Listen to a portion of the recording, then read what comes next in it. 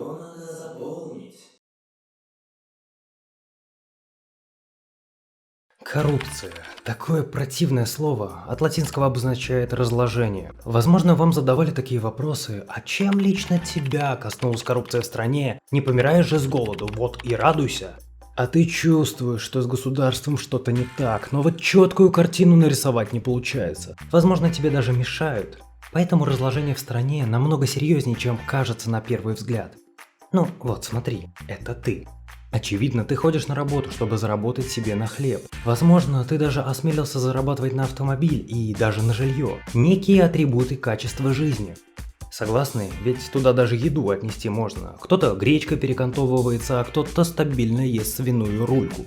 И ты, как человек, большую часть жизни тратишь на умножение вот этих атрибутов, как в количественном, так и в качественном смысле. И ты живешь в каком-то государстве. В каком бы государстве ты ни жил, обязательно будет налог на твой доход. Вероятнее всего, разного рода налоги на жилплощадь, автомобиль. Даже в цене продуктов будет процент, который уходит в казну государства, а если точнее, казну глобального распределителя. Потому что по сути своей он собирает с тебя налоги и перераспределяет их на общее благо.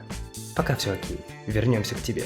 Ты работаешь на крупное предприятие или рядового предпринимателя. И вот это предприятие опять платит распределителю мзду за свое функционирование. Также налог на свой доход. Возможно, есть какие-то специфичные налоги в твоей стране. А если, не дай бог, импортируют или экспортируют товары, возможно, разного рода таможенные пошлины и сборы. В общем, за то, чтобы оставаться на рынке, нужно отдавать распределителю внушительные суммы, чтобы последний распределял их на общее благо. А предприятий на рынке много, как, собственно, и таких, как ты.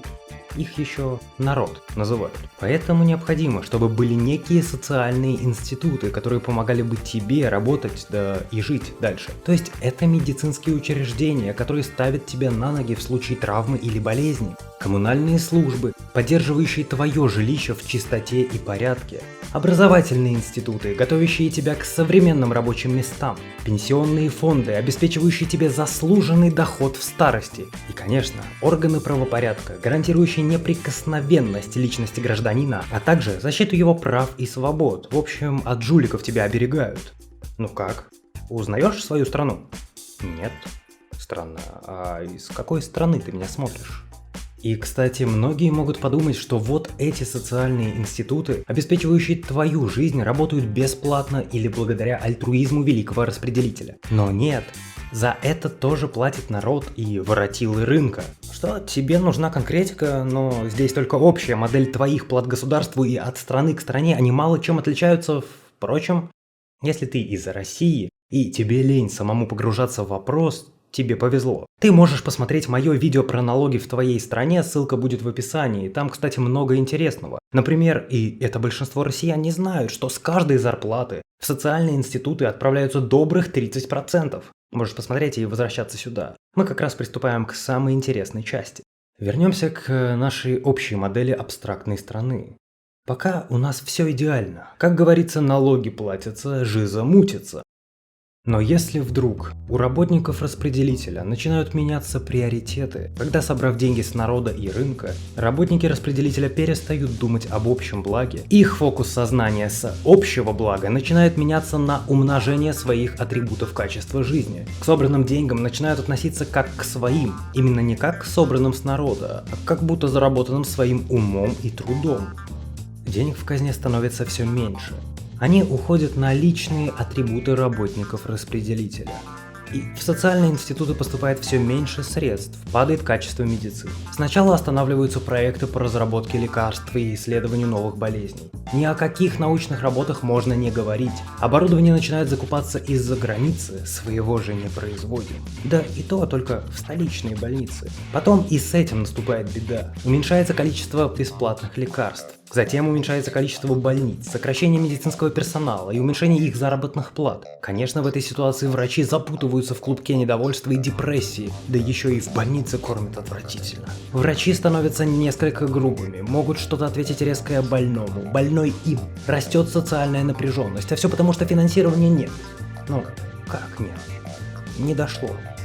Ведь из казны вместо этого пришло вот столько. Но ты не унывай. деньги не испарились, они просто осели в карманах работников распределителя. И у них началось умножение личных атрибутов качества жизни. Чего нельзя сказать о гражданах пенсионного возраста. Видите ли, в моменты своей молодости они отчисляли пенсионным фондам деньги со своих доходов, наивно полагая, что великий распределитель начнет возвращать им вклады, да еще с процентами. Возможно, они и выбрали бы откладывать в банк вместо пенсионных отчислений, да вот не каждая страна предоставляет выбор, тем более коррумпированная. И вот деньги, которые должны были уйти на поддержку стариков, уходят опять к работникам распределителя.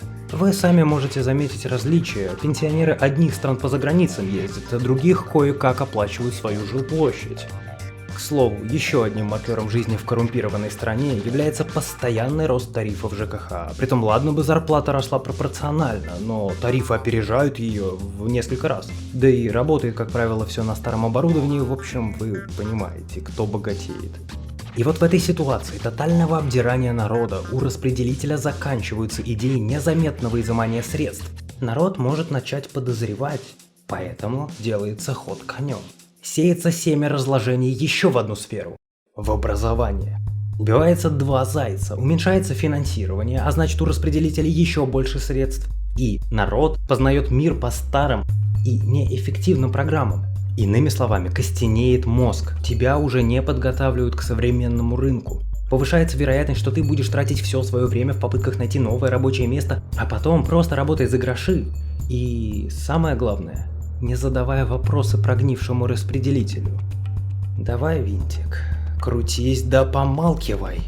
А если не будешь, то наш распределитель выдумает какой-то закон, где типа нельзя говорить правду или критиковать великого, и будет тебя всячески репрессировать. А помогут ему в этом уже разлагающиеся правоохранительные органы. Их лишили идеи справедливости, заменив ее идеей персонального обогащения. Они превратились в личных наемников, обслуживающих только его интересы, и подавляют любое инакомыслие, не говоря уже о реальном плюрализме мнений. И вот эти наемники даже не задумываются, что они обогащают распределителя, ущемляя своих соотечественников. А у распределителя тем временем растут свои атрибуты. Посмотрите, они уже выходят за пределы своей страны, и ему уже тут не интересно. Он плодит недвижимость, счета, бизнесы в странах зарубежья. Это те страны, которые сам же ругает на глазах своих соотечественников. Те страны, куда сможет уехать, в случае чего. А пока даже рынок продолжает гнить, ведь вместо реальной конкуренции за потребителя начинается конкуренция за личные отношения с распределителем. Кто ему больше по нраву, тот и получит госконтракт. Нет никакой гонки за сервис, качество и оптимальную цену. В итоге порождается монополизм. Монополизм некомпетентных и гнилых компаний на рынке, которые, например, строят долго, дорого и на короткий срок. А потребитель получает ужасный сервис и продукт. Вот что такое коррупция.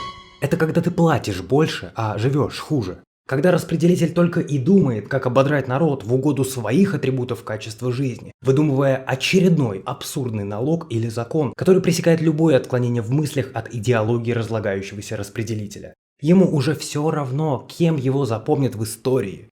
Живи здесь и сейчас, после нас хоть потоп. В этом и проблема.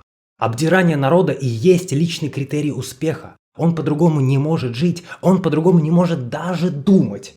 Нарастает разрыв между реальностью распределителя и реальностью народа. Поэтому можно услышать фразу: «О чем они говорят? Мы как будто живем в разных странах». А для страны это трагедия. Как правило, в коррумпированной стране нет своего производства, маленькие зарплаты и устаревшая инфраструктура, потому что все деньги уходят на зарубежные блага распределителя. Это обязательно отражается на людях. Они ходят серые и озлобленные. Им самим непонятно на что, то ли на себя, то ли на начальника. Да, на все вместе взятое. За то, что находится в антиутопии.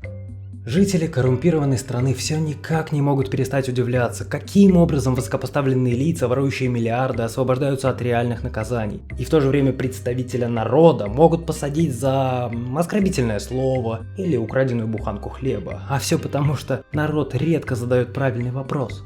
А эти высокопоставленные лица украли миллиарды у кого? Правильно, у народа. А когда у прогнившего распределителя народ – это дойные коровы, то за что наказывать-то? Коррупция – это когда у народа становится меньше свободы, конкуренции, креатива, денег и здоровья.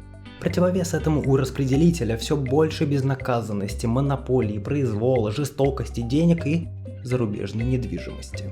И, к сожалению, страну рождения не выбирают, и вам не повезло появиться на свет в Денмарке или Новой Зеландии, а ваши соседи в рейтинге это Гватемала и Нигерия. И что же тогда делать?